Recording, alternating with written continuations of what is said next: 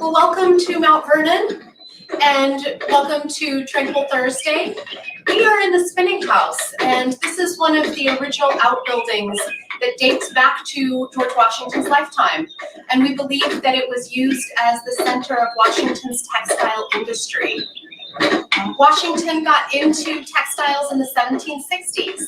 And this is the same part of his life when he was starting to realize that tobacco production was not going to create the kind of income that he hoped for Mount Vernon.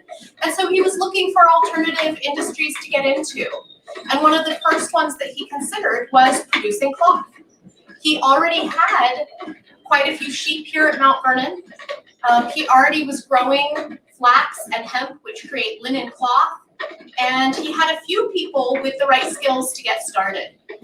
So Washington, being the excellent businessman that he was, did what modern people would call a cost-effectiveness study. And essentially, he looked at whether it would make sense to sell fabrics, mostly fancy bedclothes, to his neighbors.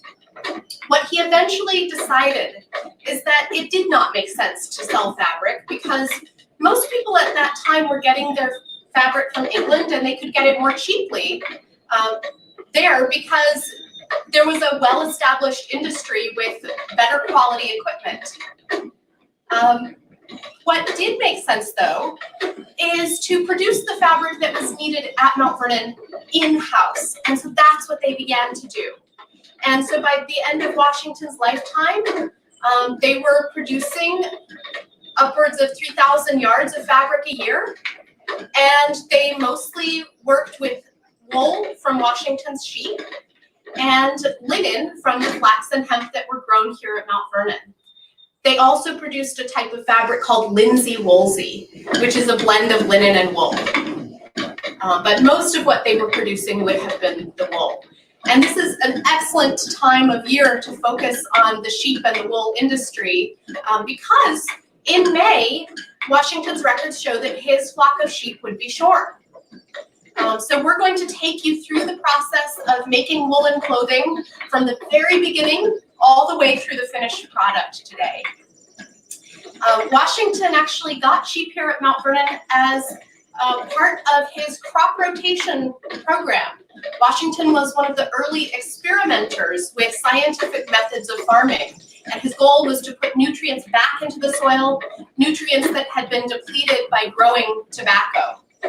And Washington experimented with different types of animal fertilizers and discovered that sheep manure was especially effective at replenishing the nutrients. It has just the right pH.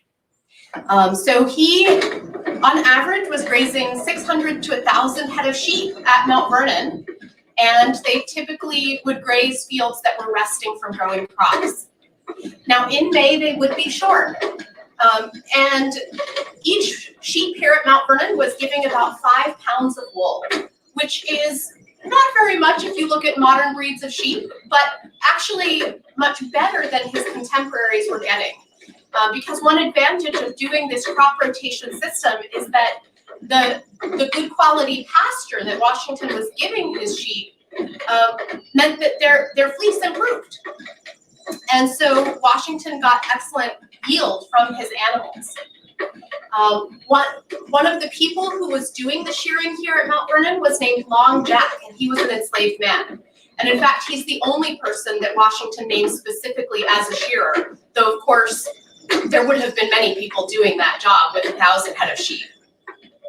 Once the wool comes off of the sheep, it needs some work. This is raw wool. You can see it's got its manure, it's got straw and other vegetable matter. So the first thing that would happen to that wool is it would go up to the wash house, which is one of the other outbuildings that is part of Mount Vernon.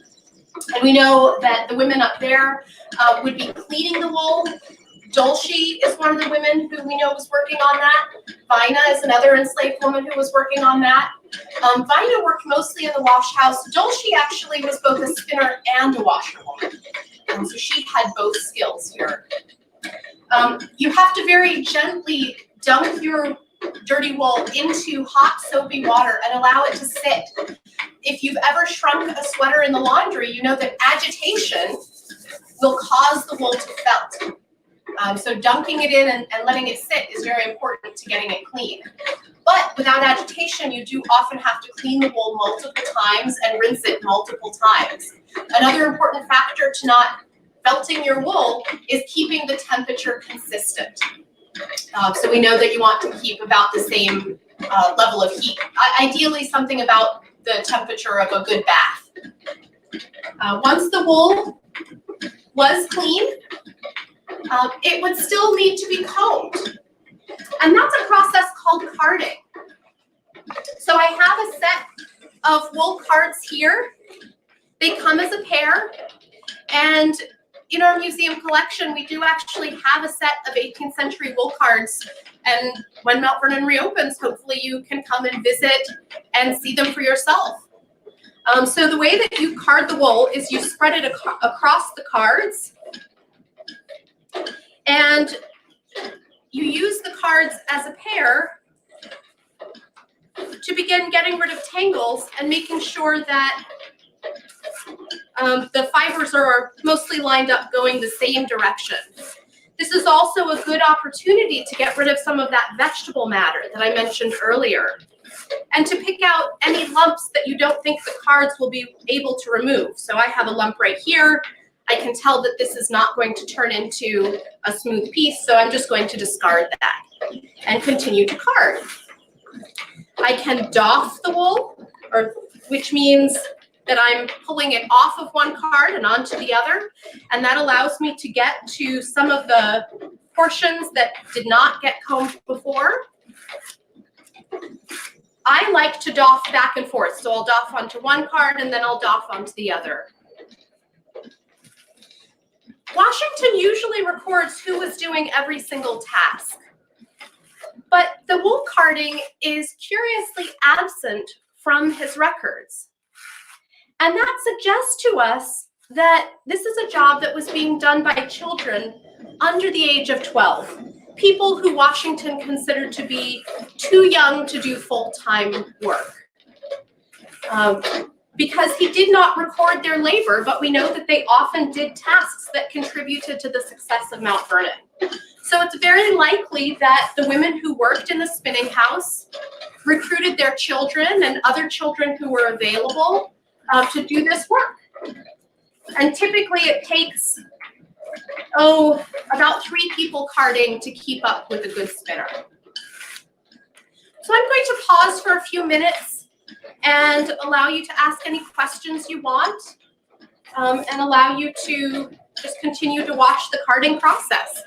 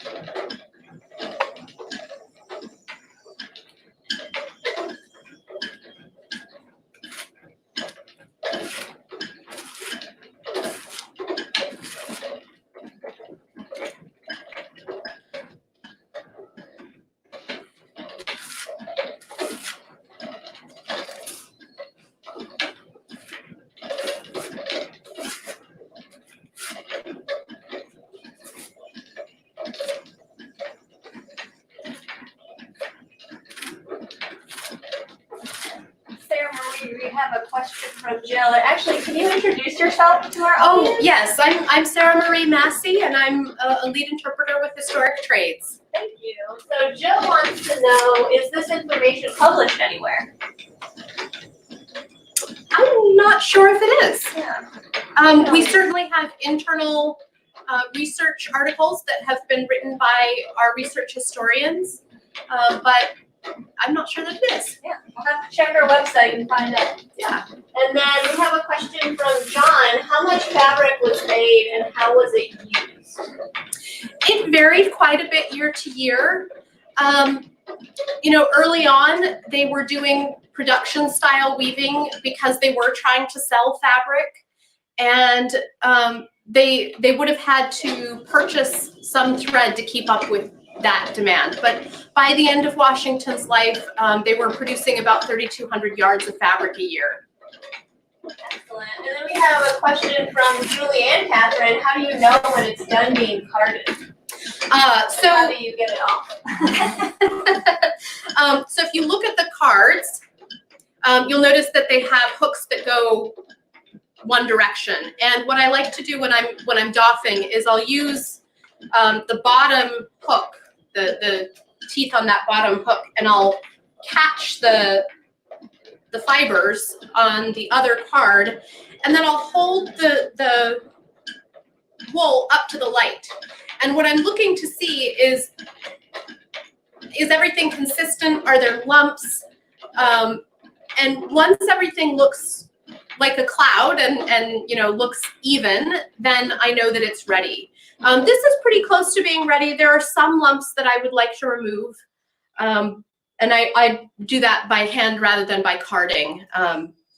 But it can take anywhere from about 2 minutes to about 15 minutes, depending on the sheep and the quality of the wool.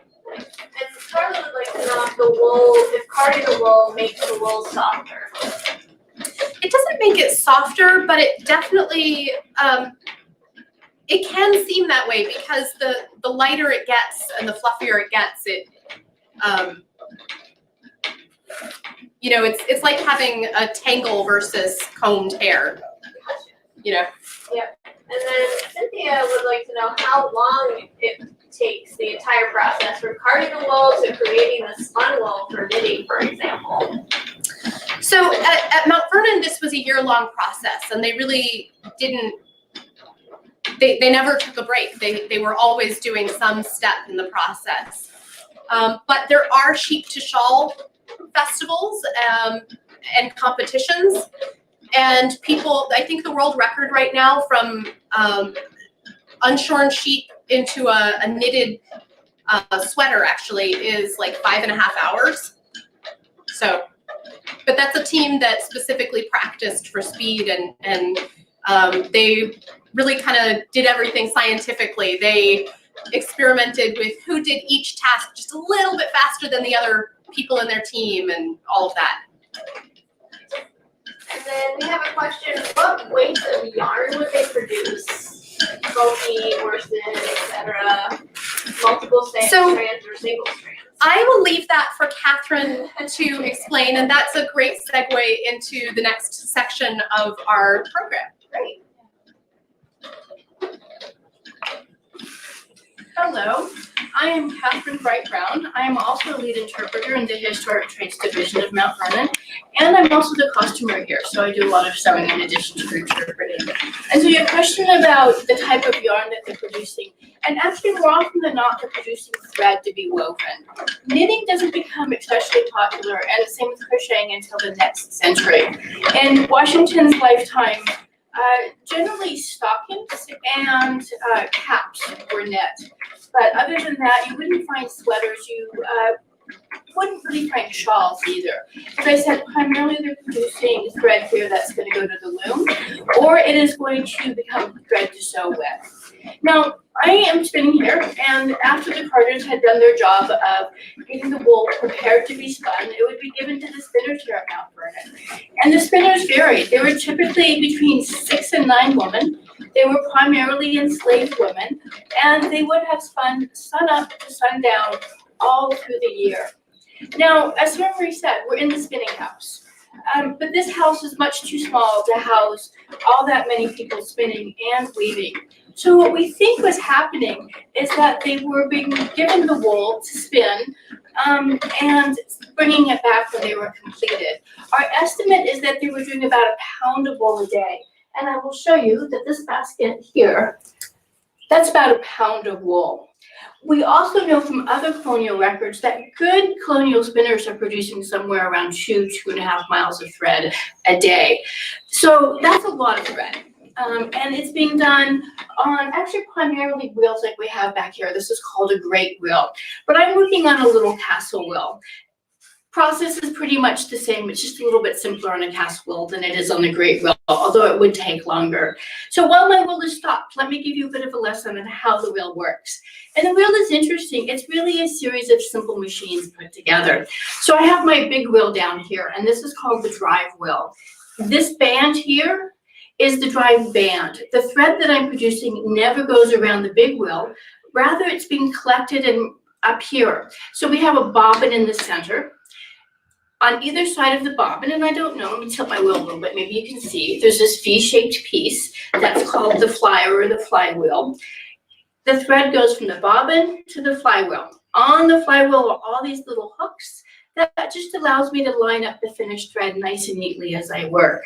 So every once in a while, I have to stop and move it down a notch. So the thread goes, as I said, from the bobbin to the fly, and then it goes into the spindle. Spindles from front to back, but it's hollow in the back. So it goes into the side of the spindle and then straight out the back. Now my job as a spinner isn't terribly complicated. First of all, I'm going to get my wheel moving, and my foot is going to keep it moving. The wheel does the job of twisting the wool, and the wheel does the job of winding the wool onto the bobbin. And in fact, every time this flyer makes one turn around the bobbin, it's one twist of the thread. Now, clearly my foot could not move that quickly, but luckily I have that pulley mechanism between the drive wheel and the bobbin to keep everything moving. So now I've got my machine in motion. I am using my hands, my right hand in specific, to prepare the wool. At this point, it's called roving into the machine to be fed into the machine, and my left hand is controlling how far up the fiber the twist is going. So as soon as I let go of my fingers, the twist that has been gathering below moves up. Now, I just went a little bit too much, so I went to slice my thread. I just placed the roving right on top of that little bit that I pulled off accidentally. If I did it well, there's no difference in strength, and there's no difference in the thickness of the wool. So not terribly difficult, but time consuming. And that's why Washington has so many spinners, between 6 and 9. And in some cases, the spinners do other jobs as well. Dulcie, as Sarah Marie mentioned, is also washing the wool. That's particularly fortuitous because she knows what wool needs to be like in order to spin it. Miss Kitty is also one of the spinners. Miss Kitty happens to have 9 daughters.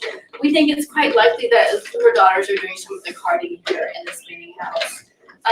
Alci, or ALC is I think how you spell her name, not completely sure how to pronounce it. She does a variety of tasks. In addition to spinning, she's winding off and washing, and I think she's doing some sewing as well. So there's quite a number of very versatile enslaved women who are doing this textile process. So I'm going to spin here for a moment. If people have questions, this would be a great time to ask me.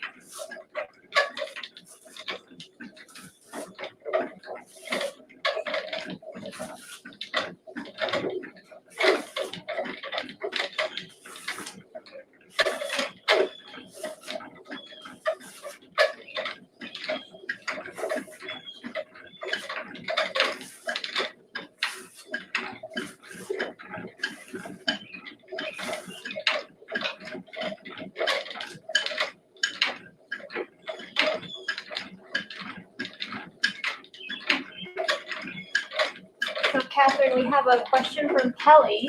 She would like to know, is this the thread that would be used for sewing garments? This would be used for weaving. I truly can't imagine how somebody can spin thread thin enough to sew with. Clearly they can, but it's not one of the skills that I have. So this would be the type of thread that you would pass off to the weaver when the time came. So sewing thread was typically made of linen. So sewing thread was typically made of linen, and today we're working just with the wool. Thank you. And we have a question from Amanda. Was the yarn dyed, and what was used for the dye? So the clothing that was being produced here was going to primarily the field hands, and it wasn't dyed. It was whatever shade of neutral that linen happened to be, and whatever color that sheep happened to be. We know this pretty clearly because We'll talk a little bit later on about the clothing for the enslaved, but in particular, there's a couple of runaways early on, and the runaway ads clearly state they are wearing white linen clothing. So, or I think it was just white clothing, it may not have been linen. So it's pretty clear to us that they're not getting dyed clothing. And Candace wants to know, do you change your feet when you get tired pumping the pedal? No. But, let's talk about this. Spinning like this, of course, for me is rather relaxing. But when you are doing something for, 8, 9, 10 hours a day, I imagine it becomes pretty stressful and pretty difficult.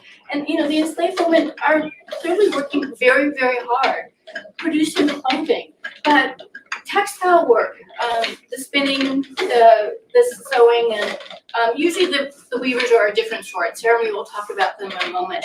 But they're considered domestic work, but it's one of the few jobs for women, besides field hands, that is actually a more desirable job. We know that the house servants, of course, are treated a little bit better, but most women here at Mount Vernon are field hands, and that is a hard job. But these women are making the clothing that becomes the clothing for those field hands. So, we can speculate and think that maybe this is one of the better jobs among the enslaved women here at Mount Vernon. And that actually leads to a couple other questions that folks have. Were the spinners and weavers trained to do this work at Mount Vernon? Mostly, I think. It's not difficult work. And as I said, it's a more desirable job than being a field hand. I can break in here a little bit. So Washington did have some people who knew how to spin early on, some enslaved women, and we also have records of some of the wives of hired white workers doing some spinning for him, and it's likely that they trained the spinners here at Mount Vernon. During the Revolutionary War, we have letters between Washington and Lund Washington, who was managing Mount Vernon at that time with his relatives. And it's actually quite funny. Lund says that he's putting a number of young people to spinning. And he complains for several months, actually, that their work is going slowly and poorly. But eventually they do seem to get up to speed. And that's in 1776. There's a series of letters between Washington and Lund Washington about these young spinners who are learning how to do their work. Gotcha. Thank you. And then we have a good question from our Mount Vernon for teachers folks. How long would it take someone to master the skills of spinning and weaving? Spinning, as I said, is not difficult. If you have an aptitude for it, truly within a few days, I think you would be able to produce quality wool, quality thread, and then it would be a matter of picking up speed. So, because that's the trick. They're producing as much as they possibly can, as quickly as they can, for very, very long days. And quantity matters. There's one year that Washington talks about how they have very, very little wool, and the spinners should be spinning as quickly and as much as possible, and there should be no hesitation between the time the thread is completed and that it's given to the weaver so he can produce the cloth. Otherwise, Washington's going to have to purchase cloth for the winter clothing for the enslaved workers, and he doesn't want to do that. And then Carla has a question. Is this where you determine the thickness of the yarn, what you're doing, Catherine, or does it get plied with other yarn, or is it strictly for weaving? So you would know before you sat down what you wanted to produce. So the cloth for the thread for the cloth that's being woven, oops, I just broke my thread again, would not have been plied, but you would have plied thread for the knitting that would happen here at Mount Vernon. So, and really one of the skills of spinning is keeping the thickness, it's called the gauge, consistent. And that's too what you would have to practice. Let's see if I can get this going again. It has to do with how many, fibers you're feeding into the machine at one time. Remember, Catherine said earlier that her right hand is preparing the wool, and what she means is that she's controlling how many fibers she feeds in. The more fibers you add at once, the thicker the thread will be. And we have records of specific spinners here at Mount Vernon being asked to make either sewing thread or knitting yarn or shoelaces. So there are a number of different gauges that they would be specifically asked to produce, and they would know how to do that. And Adam is wondering if this kind of job would have been a specialty job on the plantation. It is a specialty job. It's considered for domestic work, however. But yes, it's, as I said a moment ago, women for the most part had the choice of field hand. There was no choice, excuse me.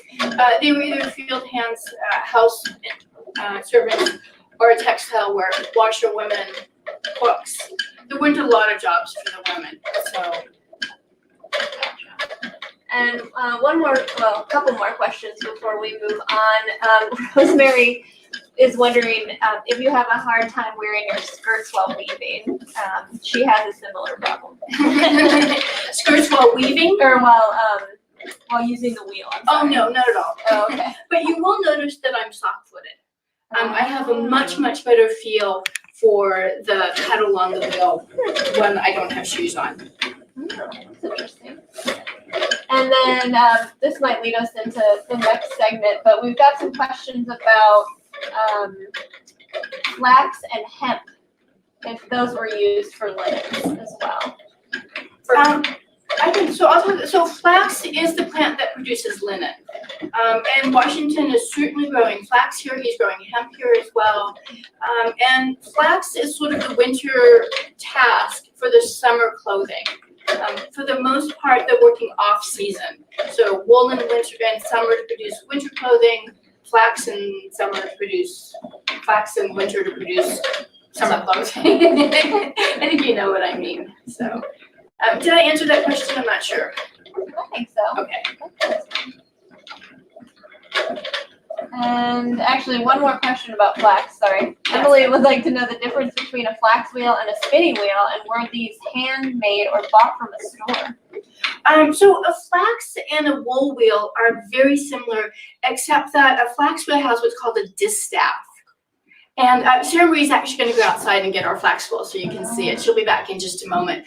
And as you'll see in a moment, the flax that's going to be spun into linen thread is far different than the roving that I'm using here. So, and there she is with her flax wheel. So let's see if we can swing the camera. So, yep. So this is the flax. And other than that, the process is pretty much the same, except that as you spin, you would dampen the cloth. There's a little pot of water. I don't think there is on that wheel. We have a little cup over here, but you would dampen the cloth, the thread, because flax as a plant has carbohydrates, it has sugars in it. So when you dampen the thread, it makes it stick together a little bit more sturdily. In contrast, wool has little barbs on it. If you look at wool under a microscope, it looks like really disorganized Velcro. So as you spin wool, those little barbs get tangled with each other, and that's part of what gives wool its strength. So, other questions? One more and then we'll really move on. There's been so many good ones. Do you need different size wheels to get different gauges? No. Okay. It's all about how much thread you feed into the machine. Now there is another job that we don't often think about. As you're spinning wool, you're putting it on a bobbin. This is a bobbin. My bobbin is here. But of course you have limited bobbins and you want to be able to wind it off to eventually give it to the weaver. So what I have here is a winder. And, oops, I didn't do that very well. Let's get that up there. And this is a job that everyone would have been doing because there's going to be lots of thread to wind off. Let's see. I'm not really at the best angle to do this. There we go. Let's see how quickly that's going. Lots of different types of winders. Probably the most fun winder is called a weasel, and it's much like this, but it has a little counting mechanism on it, so you know when you have reached the certain length that you want. So we know how far around this is. It is, I think, just over a yard on this one. You can count the threads. You can keep track of how many yards of thread that you're going to be passing off to the weaver. That's going to be important for the weaver. But the weasel does that automatically, and it pops when it's done, and that's where the little song "Pop Goes the Weasel" came from. Ah, interesting. And Rosemary just said, "Wait, how is the yarn finished?" It is not. That is not the No. yarn. Yeah. So that's a different yarn. This is a different yarn, yes, different color. So, so the spinners are weaving. Excuse me, the spinners are spinning, stockpiling the thread. 6 to 9 women, as I said, primarily enslaved women, producing the thread that then gets passed off to the weaver to be woven into cloth. So, Sarah Marie.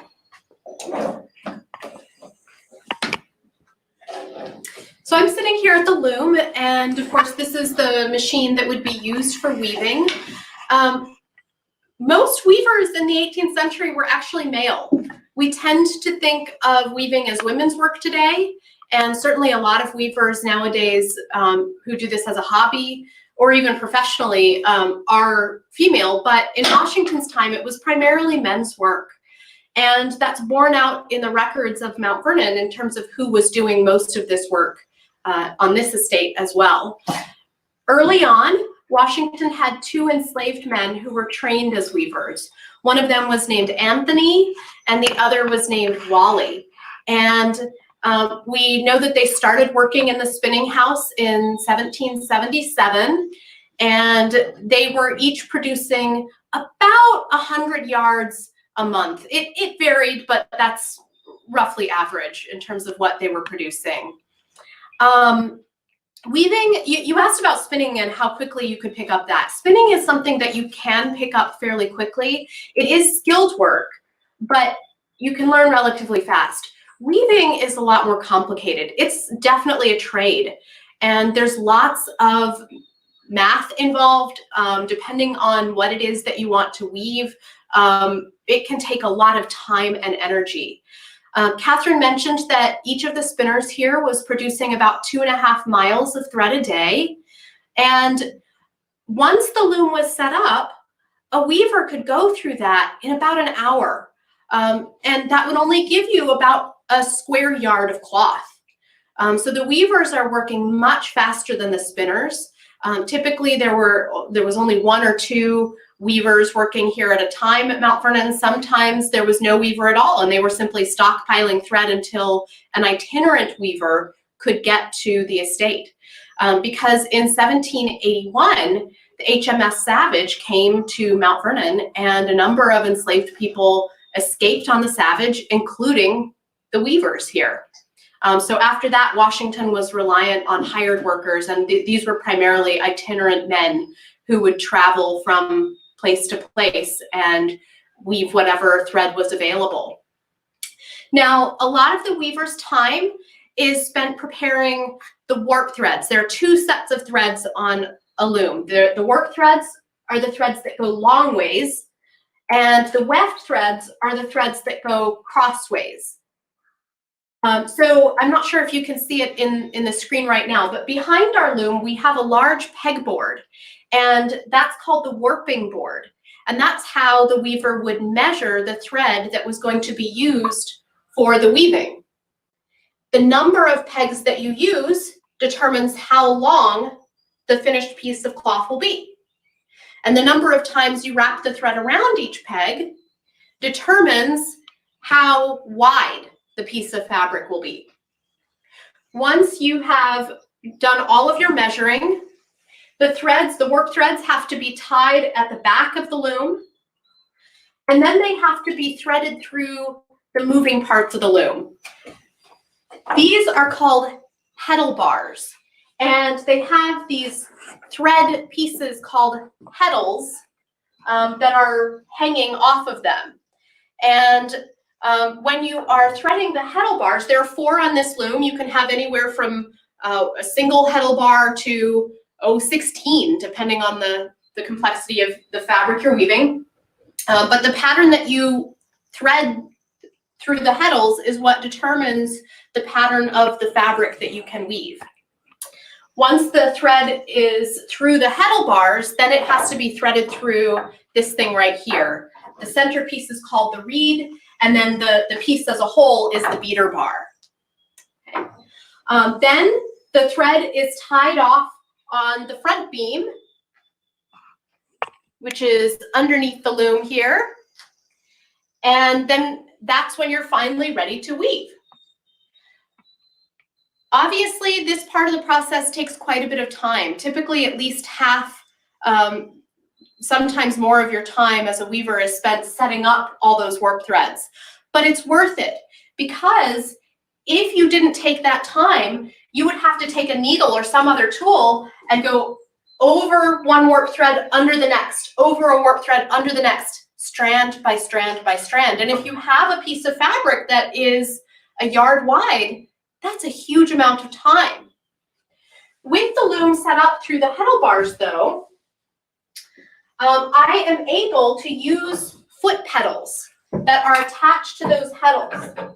So I'm going to push down on my first foot pedal, and you may notice that the Petal Bars change from this neutral position to a position where 2 are raised and 2 are lowered.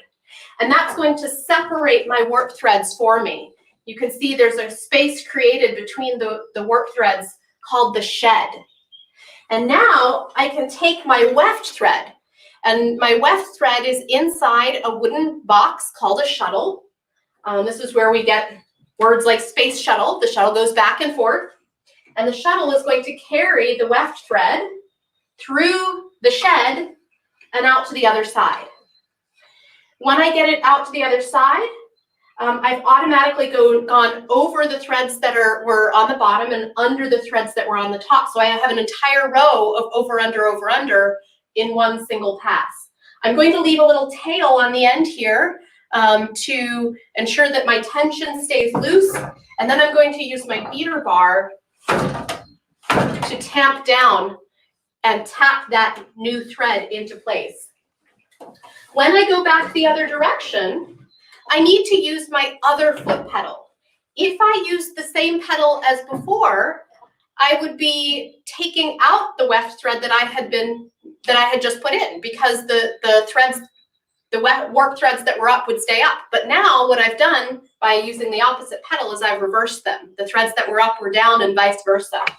So now I can go back the other direction, and instead of getting a row of over, under, I'm getting a row of under, over.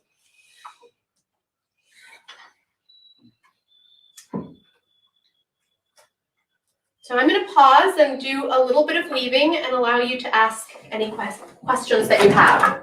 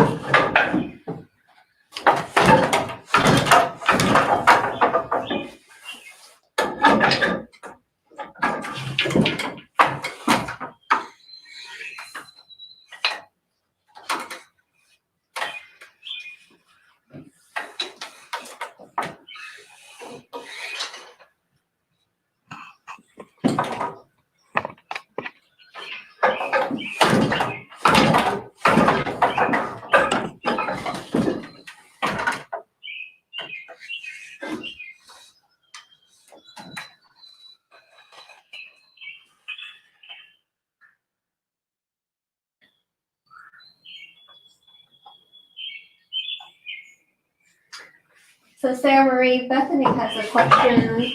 How old is this loom? Is it original? I'm so glad you asked that. This loom did not originally, it wasn't used here at Mount Vernon. However, it is an 18th century loom. It was donated to us. We think that it was probably built in the 1740s or 1750s.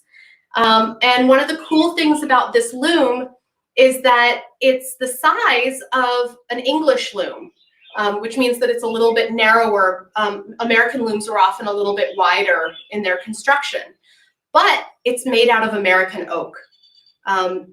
Early on, there were laws against bringing over weaving equipment to the colonies because England and other European nations did not want us producing our own finished fabric. They wanted us to be dependent on them to purchase those goods. So this is a really cool example of how people were ingenious enough to get around those laws and still produce their own cloth.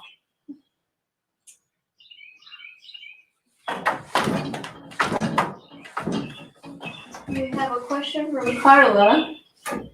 Do you ever create patterns with the threads on the looms, or are they added to the plain fabric later on?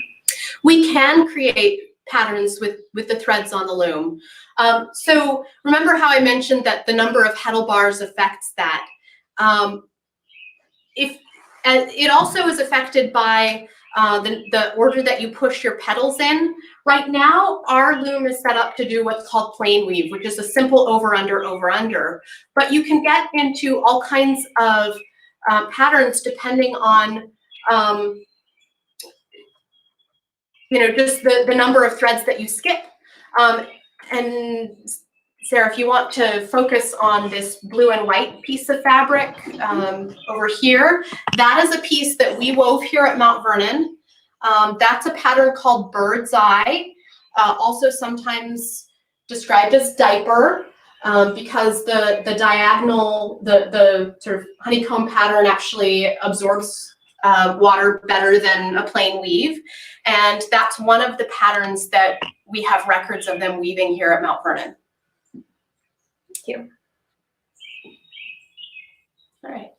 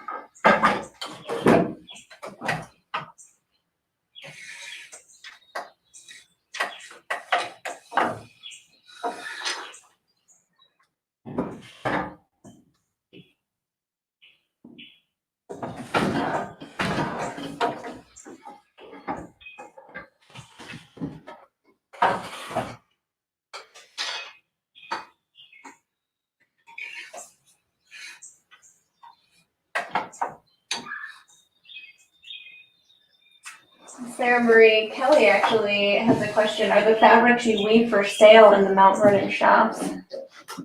We would love to get to the point where we're able to do that. At this point, we have kind of the same problem that Washington did, which is not enough skilled workers to be able to produce things for sale. But the more support we get from visitors and the more inquiries that you ask, the more likely we will be able to do that in the future. Very good. And maybe one more weaving question before we move on from Abby. She said her daughter would like to know if Martha Washington had any part in the spinning or weaving. That's a great segue.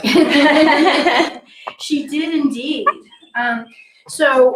Washington himself would have been much more knowledgeable about cloth, about textile production, about clothing, about fashions than we usually give him credit for. And Martha would have been his right hand in doing that.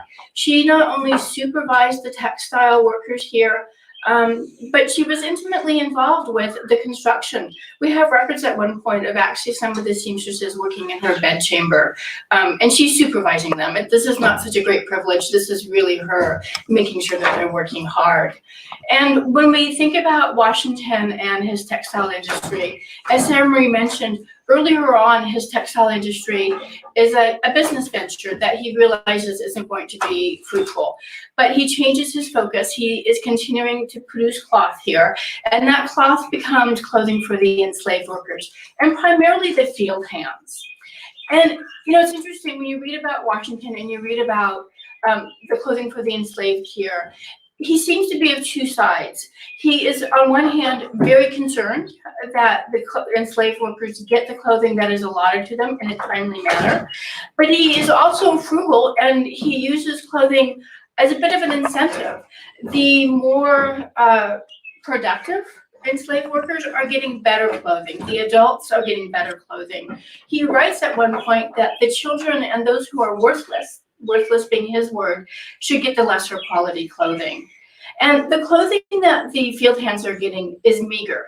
It's coarse, it's plain, it's servable, but it's not much. So women primarily were given a woolen petticoat or a petticoat, and that's my skirt. So mine happens to be kind of a reddish color today. They were given a jacket, so I have a woolen jacket on, and a shift. A shift is really the basic undergarment. It's like a slip with sleeves, and that's the undergarment that virtually every woman is wearing. But the fabric of the shifts for the enslaved woman is coarse, it's uncomfortable. They get a pair of stockings and a pair of shoes. Some, but very little summer clothing, and the same thing for winter clothing. That's what they get on an annual basis. The men get something similar. They get breeches, they get a jacket, they get a couple work shirts, and stockings and shoes as well, with the supplement of the seasonal clothing as needed. There is documentation that when they go to patch their clothing, which of course would be needed, at one point they're using grain sacks. And Washington's not pleased with this, so he asks his farm manager to use grain sacks that cannot be used for the clothing patching for the enslaved. But he's also very concerned when he can't get the cloth to produce the clothing for the enslaved on a timely manner. So we know that there's one year, and I think it was 1757. Now, typically, as a quick aside, the major garments, the breeches, the skirts, the jackets are coming from the wool and the linen being produced here at Mount Vernon. The shifts and the shirts are being produced from a cloth called Osnaburg. It's produced primarily in Germany and in England, and that he purchases. But one year he's not able to purchase it. It's not coming from England in a timely manner. He's concerned the enslaved need their clothing. He begs his mother to find 250 yards of Osnaburg, 200 yards of linen, and enough thread to use with that as well. So he is really seemingly of two minds. Now, the clothing is being produced, as I mentioned earlier, is being sewn by the seamstresses and the tailors here. They are mostly, but not exclusively, enslaved women.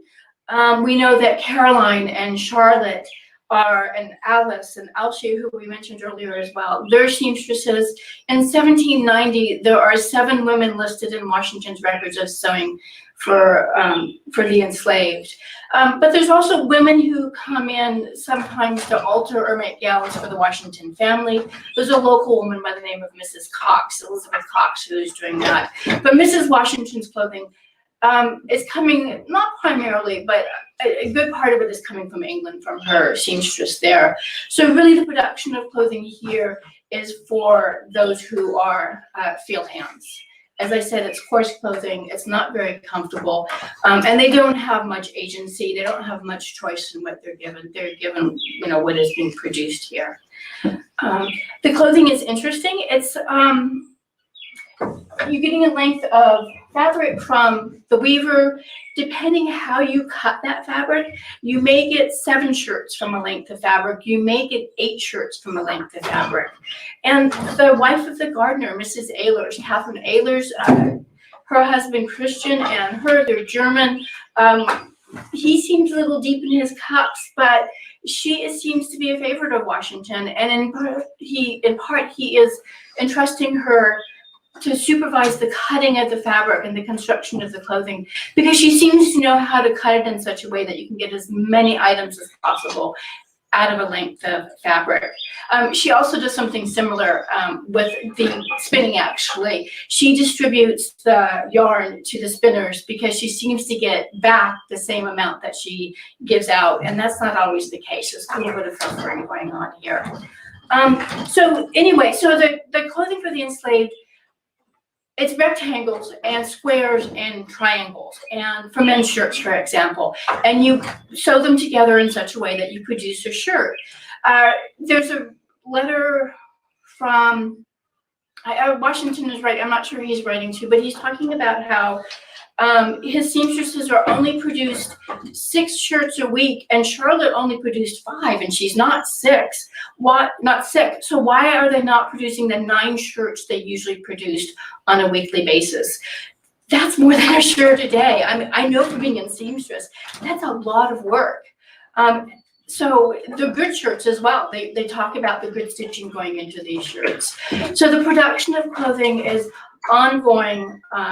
It is time consuming, and it's being done by a variety of women, as I said, primarily enslaved women here at Mount Vernon. So I did switch my task. I have some sewing in my lap right now, and I'm just doing a very simple hem stitch on what will be an apron.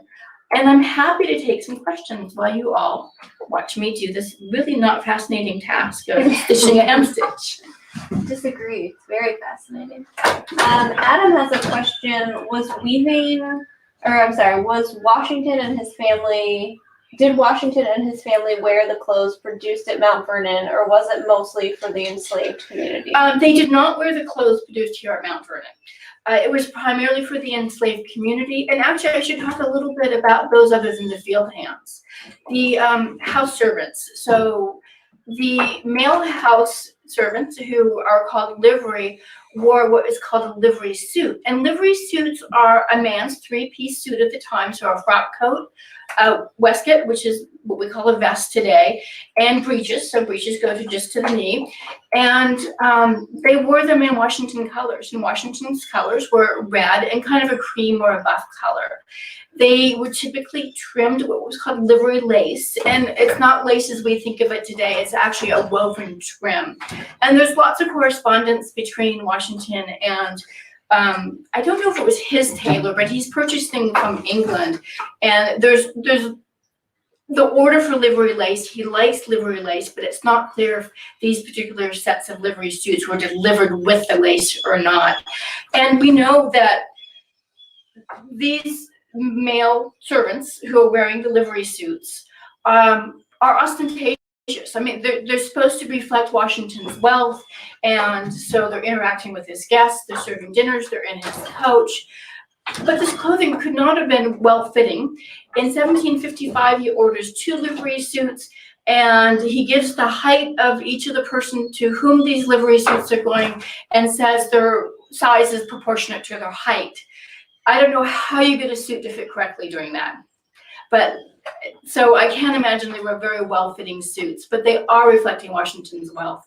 They're usually made of worsted wool, so a little bit better quality than what is happening coming off the looms here at Mount Vernon. Now, the female house servants are wearing very much the same gowns in silhouette that the fashionable women were wearing at the time, but plainer fabrics and not as much adornment. Although, interestingly enough, I think it's 1755, maybe, Washington orders silver earrings, silver bob earrings, in fact, for the enslaved women to wear here. So they're dressed nicely. And again, though, they're reflecting Washington's wealth. They're interacting with his guests. They're serving his guests. They need to look good. So that was a long answer. Oh, actually, I don't think I even answered your question. Washington's clothes come primarily, but not exclusively, at least before the war, from England. There's a lovely letter where Washington writes his tailor, and he includes the measurements for the suit he wants. And he writes, please, make the suit to my measurements and not the measurements that you think I am. So, and then, of course, there's his inaugural suit. And it's homespun. Now, homespun at the time really just means made in America. But he clearly is making a political statement by wearing a suit of American cloth produced here in America for the inauguration. So, good. Well, we'll watch you sew a little bit, and then we'll take just a couple more questions.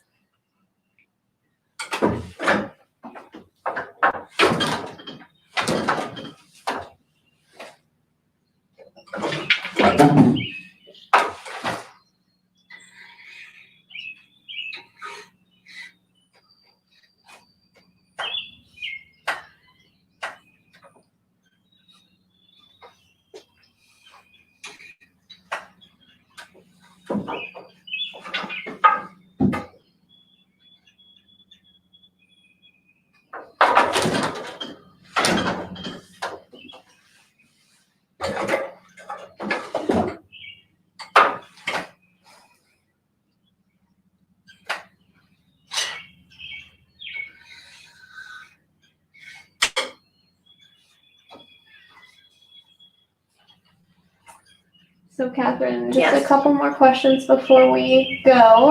Kimberly is wondering if lace was made at Mount Vernon. Mrs. Washington is known for her needlework abilities. She does a lot of white work. White work is not quite lace. The production of lace, and Mrs. Washington loved lace, there's no question about it, it's primarily coming from England. It is a highly skilled job. It is really amazing. There are, of course, still women who do it today, and it's astonishing what they're able to do, but it wasn't being done at Mount Vernon. Gotcha. And then Sarah is wondering if Washington ever tried to grow silk to spin. He did. So he has cocoons or silkworms sent over here, but he seems to not have the right type of mulberry trees for them to consume. So he's never successful in producing silk here. He always grows cotton as well. And you have to remember, we're before the cotton gin. In fact, the cotton gin was patented in 1793, and Washington signed the patent for the cotton gin. But he always tries to go cotton, never particularly successful, but he also never seems to give up. Very good. And then what would be the difference between spinning linen versus cotton? I haven't spun cotton, but I know that cotton has really, really short fibers. And so it would be a different technique with your hands. You would keep your fingers fairly close together to feed them in. And no water, of course, as well. With the linen, you need water. And linen, flax is tall. The really good flax stalks are shoulder height, and they remain that long until the spinning process.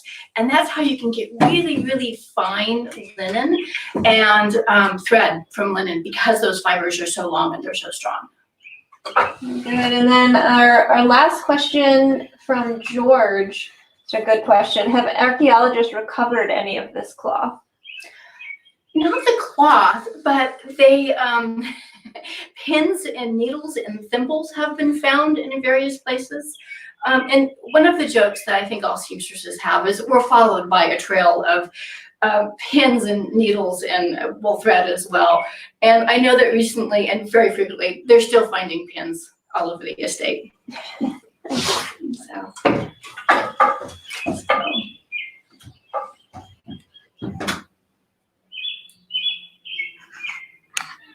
And I think we're all set. Everybody is saying thank you so much for sharing your trades with us, ladies.